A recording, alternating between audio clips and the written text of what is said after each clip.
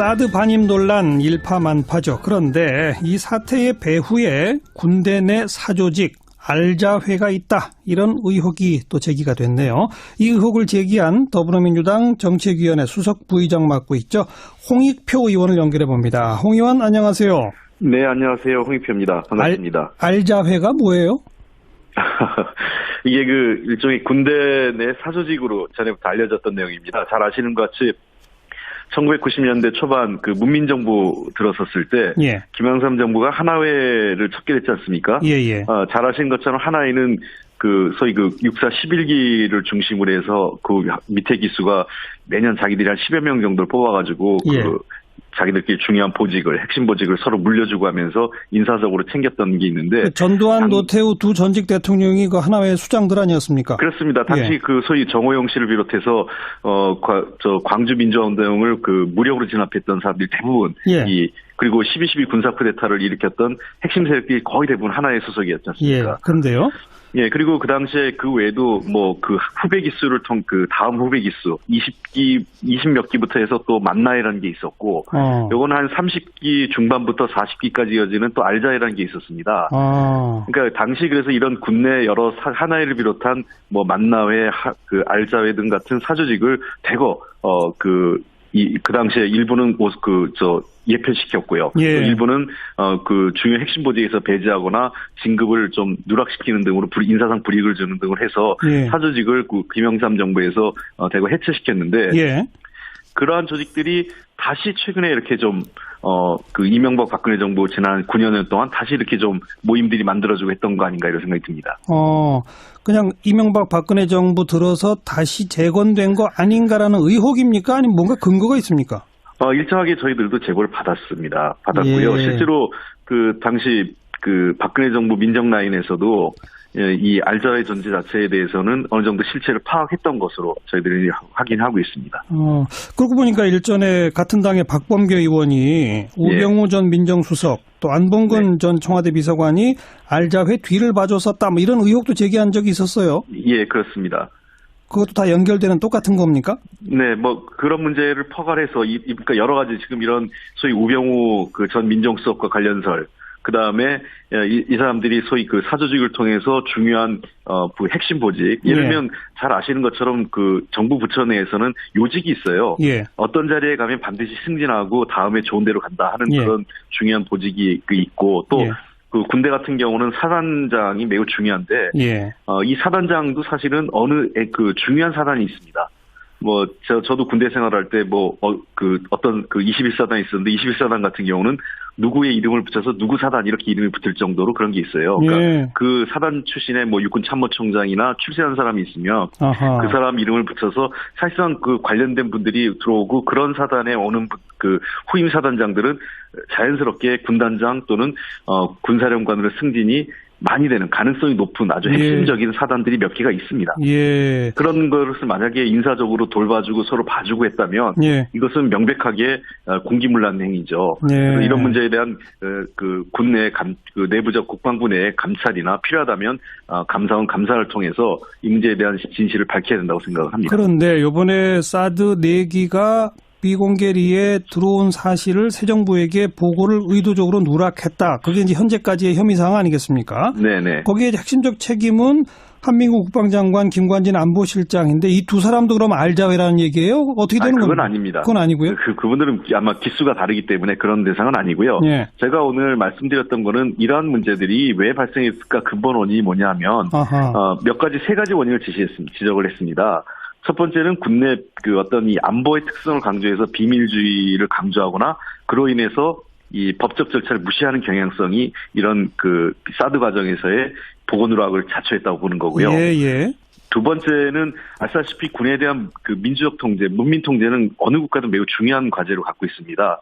군이 물리력을 갖고 있는 고도의 전문화된 집단이기 때문에 어떻게 문민 통제를 하느냐 하는데 이 문민 통제가 최근 들어서 매우 취약해진 게 아닌가 하는 우려를 갖고 있는 거고요.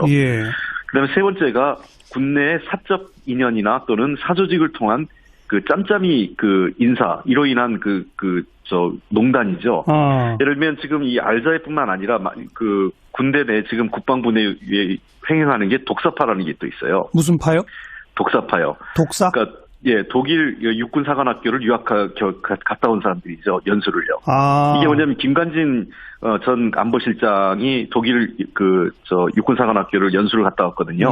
그러면서 이 독일 육군사관을 갔다 온 사람들이 전부 다 김관진 인맥으로 채워졌다는 거예요. 그래서 국방부 내에서도 독사파, 한민구 인맥 등등 이런 식으로 모든 것들이 횡행된다는 것은 이 문제에 대해서 이거는 군조직이 매우 위기 상황이라고 저는 생각합니다. 어떤 특정인에 대한 개인적 인맥 또는 알자회와 같은 이런 이 사조직을 통해서 인사가 이루어지고 중요한 정책이 이루어진다면 이것은 한번 엄격한 내부 감사를 통해서 또는 외부 감사원 감사를 통해서 이거는 한번 들여다봐야 된다는 것이죠. 그러니까 군의 어떤 비밀주의 또 문민 통제의 취약함 이게 이제 구조적인 배경이고, 그리고 혹시 알자회라든지 또 방금 언급하신 독사파라든지 이런 주요 보직들을 서로 이렇게 짬짬이 돌봐주는 그런 행태가 혹시 이번에 의도적 보고 누락에 영향을 미친 거 아니냐 이런 의혹이다 이 말이죠? 그렇습니다. 왜 이 문제가 되냐면 아시는 것처럼 중요한 보직을 서로 선후배 관계 가까운 사람들끼리 봐주면요. 어떤 문제를 논의할 때 이 다른 의견이 반영이 되지 않습니다. 그렇죠. 자기들끼리 다 서로 짬짬이를 하는 거죠. 그리고 두 번째, 보고 누락이나 또는 사실을 은폐하거나 비리를 할 때도 이러한 이 사적 인연이나 또는 사조직들이 사실상 그러한 역할을 알게 모르게 유리한 환경을 만들어주는 거죠. 그런 요소들을요. 그래서 이런 군대와 같은 조직의 사조직은 매우 엄격하게 다뤄야 되는 것입니다. 방금 언급하신 그런 사조직화된 인사체계는 반대 의견을 표명 못하게 한다. 이거는 너무나 타당한 지적인데 이번 의도적 보고누락 사태와 지금 제기하신 그런 사조직적 행태와 직접 연결고리까지는 지금 없으신 거죠? 아직까지는 찾지 못했고 바로 그러한 부분들이 우려가 있기 때문에 지금 대통령께서도 감사를 좀 해야 된다는 지적을 하신 거죠. 조사를 해야 된다는 게.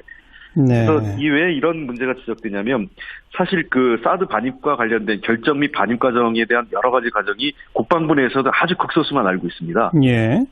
그러니까 이 극소수가 만약 그런 사적 인맥이나 또는 사조직과 연관된 사람들끼리 서로 정보를 공유했다면 얼마든지 정보를 은폐하거나 또는 고의로 누락하거나 하는 것들이 보다 훨씬 쉬운 거죠. 알겠습니다. 아직까지는 추정이신 거죠, 어쨌든? 그렇습니다. 그러니까 차제의 조사를 또 감찰을 하는 바에 여기까지 좀 들여받아 달라 이 말씀이로군요. 그리고 기왕이면 이분들이 만약에 설사 그런 의혹에서 사실이 아니라면 이분들의 명예회복도 되는 거기 때문에 저는 이 문제는 엄격하게 한번 아주 구체적으로는 조사가 필요하다 이렇게 보고 있습니다. 더 구조적으로는 홍 의원이 아까 먼저 지적하신 이 안보상 이유란 이유로 지나친 비밀주의 그리고 문민 통제에 힘이 미치지 못하는 것 사실 이거를 바꿔야 되지 않겠습니까? 그렇습니다. 이게 근본적인 문제입니다. 그 근본적인 대안으로는 어떤 게 있을까요? 우리도 좀 민간인 출신 국방장관 이런 거 가능할까요? 그렇게 해야 되죠. 그러니까 예를 들면 이런 겁니다. 미국에서도 이제 이 국방부 장관을 갈 때 최소한 군 출신이라도 5년 이상의 경과 과정을 둡니다. 그러니까 우리 같은 경우는 어제까지 군복을 입고 있다 그 다음날 국방부 장관 되는 게 비일비재했지 않습니까? 이것은 잘못됐다는 거죠. 그러니까 저는 국방부 장관을 군인이 해서 안 된다라는 게 아니라 최소한 어제까지 군복 입고 있다가 오늘 바로 군복 벗고 국방부 장관을 취임하는 이런 행태는 이제는 반복돼서는 안 된다는 것이고요. 두 번째는 국방부 내 중요한 요직을 좀 개방직으로 해서 민간인 전문가들, 군사 전문가나 안보 전문가들이 들어가서 내부에 개혁이나 또는 폐쇄성이라고 그러죠. 조직에. 이러한 부분들을 좀 깨트리는 것이 이번 국방개혁의 핵심 중에 하나가 아닐까 생각됩니다. 맞습니다. 인사와 관련돼서는요. 고인물은 썩게 마련이니까 결국 문을 열어야만 개혁이 가능한 거 아니겠습니까? 그렇습니다. 이 논란이 그냥 사드 문제에 대한 논란에서만 멈추지 말고 이런 근본적인 군 개혁으로까지 좀 이어지기를 같이 기대해 보겠습니다. 여기까지 말씀드릴게요. 고맙습니다.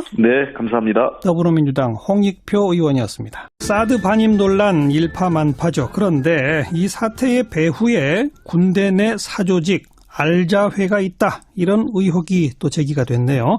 이 의혹을 제기한 더불어민주당 정책위원회 수석 부의장 맡고 있죠. 홍익표 의원을 연결해 봅니다. 홍 의원 안녕하세요. 안녕하세요. 홍익표입니다. 반갑습니다. 알자회가 뭐예요? 이게 일종의 군대 내 사조직으로 전에부터 알려졌던 내용입니다. 잘 아시는 것 같이 1990년대 초반 문민정부 들어섰을 때 김영삼 정부가 하나회를 척결했지 않습니까?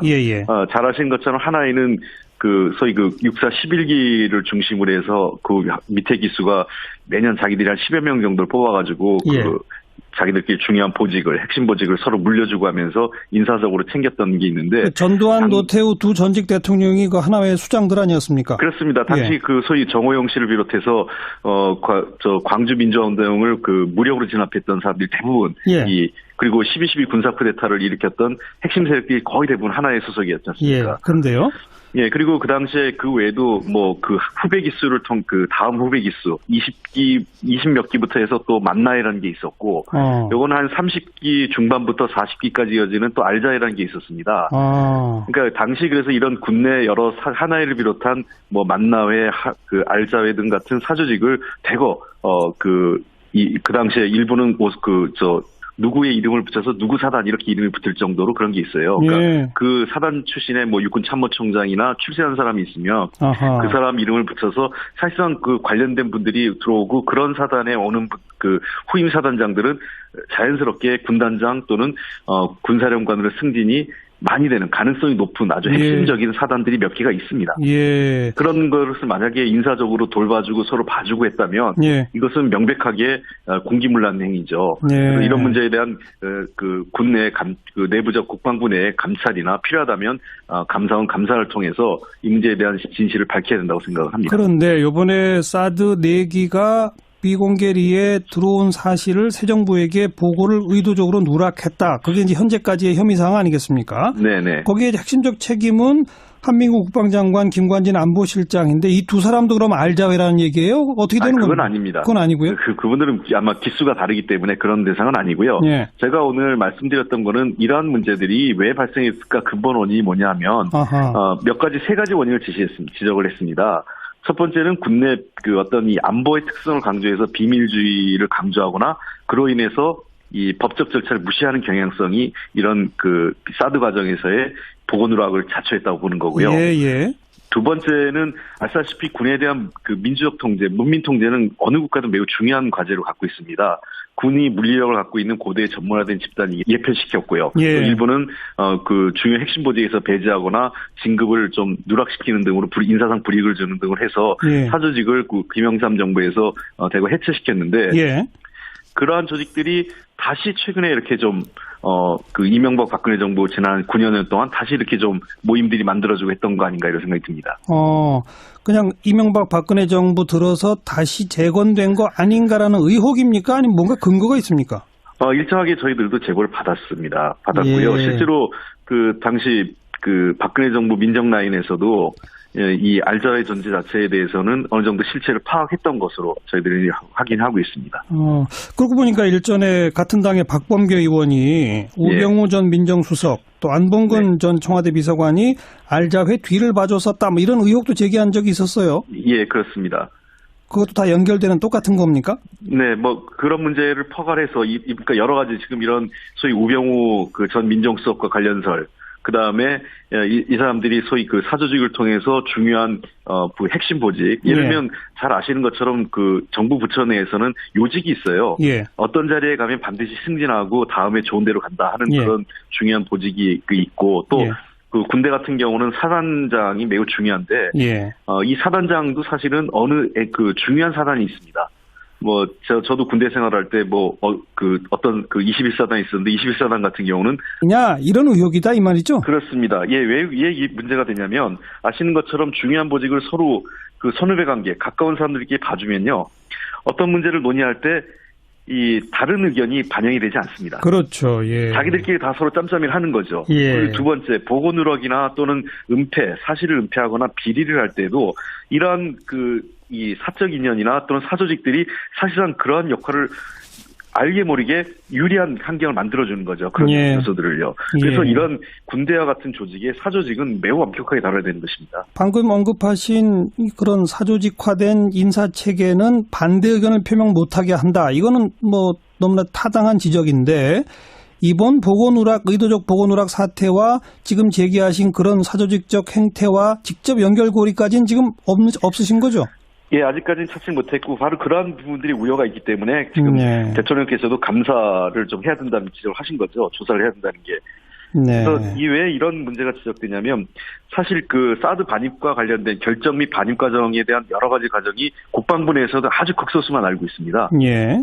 그러니까 이 극소수가 만약 그런 사적 인맥이나 또는 사조직과 연관된 사람들끼리 서로 정보를 공유했다면 예. 얼마든지 정보를 은폐하거나 또는 고의로 누락하거나 하는 것들이 보다 훨씬 쉬운 거죠. 알겠습니다. 아직까지는 네. 추정이신 거죠, 어쨌든? 그렇습니다. 네. 그러니까 차제의 조사 때문에 예. 어떻게 문민 통제를 하느냐 하는데 이 문민 통제가 최근 들어서 매우 취약해진 게 아닌가 하는 우려를 갖고 있는 거고요. 예. 그다음에 세 번째가 군내의 사적 인연이나 또는 사조직을 통한 그 짬짬이 그 인사 이로 인한 농단이죠. 예를 들면 지금 이 알자회뿐만 아니라 그 군대 내 지금 국방부 내에 횡행하는 게 독사파라는 게 또 있어요. 무슨 파요? 독사파요. 독사? 그러니까 예, 독일 육군사관학교를 갔다 온 사람들이죠. 연수를요.